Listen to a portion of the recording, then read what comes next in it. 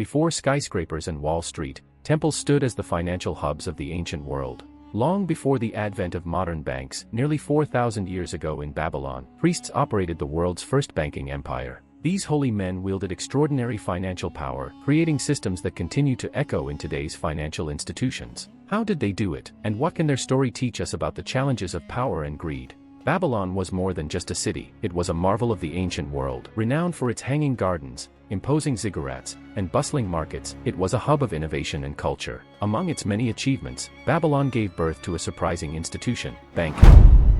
And at the heart of this innovation were its temples. In Babylon, temples were more than sacred spaces, they were the economic backbone of the city. Acting as vaults, lenders, and financial planners, they played a central role in the lives of farmers, merchants, and even kings. These temples became the custodians of wealth, storing grain, silver, and other valuables while issuing loans that kept Babylon's economy moving. Imagine you're Namu, a farmer whose crops were destroyed by a flood. With no seeds to plant or food to sustain your family, you have no choice but to seek help. You approach the temple, where a priest offers you a lifeline, a loan of 10 sacks of grain.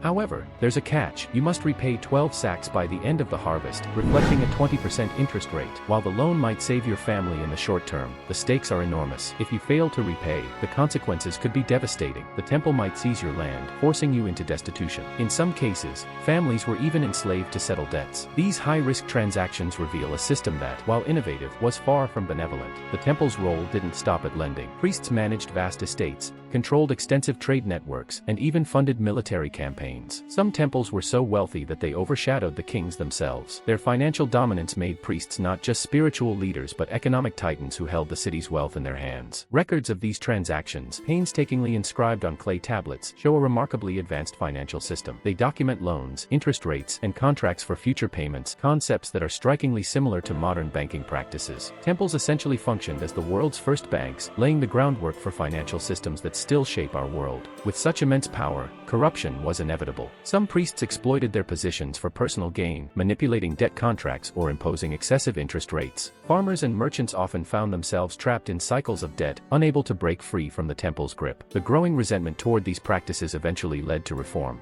Around 1750 BCE, King Hammurabi introduced his famous Code of Hammurabi, a legal framework that sought to protect ordinary citizens. The code capped interest rates, limited the temple's power, and even included provisions for forgiving debts during crises. These reforms marked a pivotal moment in the history of finance, curbing temple excesses while safeguarding Babylon's economy. Despite these reforms, the temple's financial influence never fully waned. The systems they pioneered, deposits, loans, and interest, became the foundation of banking practices that would endure for millennia. Their legacy is still evident today in the operation of modern financial institutions.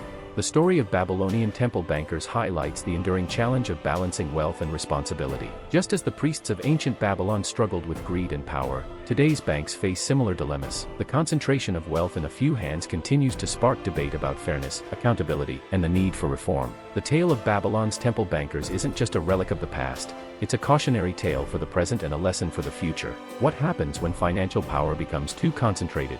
Can societies truly escape cycles of debt and greed, or are they destined to repeat history? Babylon's temples remind us that innovation, while transformative, comes with risks. As we navigate the complexities of modern finance, the question remains, have we learned enough from history to build a more equitable system? If you found this exploration of ancient finance intriguing, don't forget to like, subscribe, and join the conversation. This is Finance Through Time, where we uncover the fascinating stories behind the evolution of money and power. What are your thoughts on priests acting as bankers? Share your opinions in the comments below, we'd love to hear from you.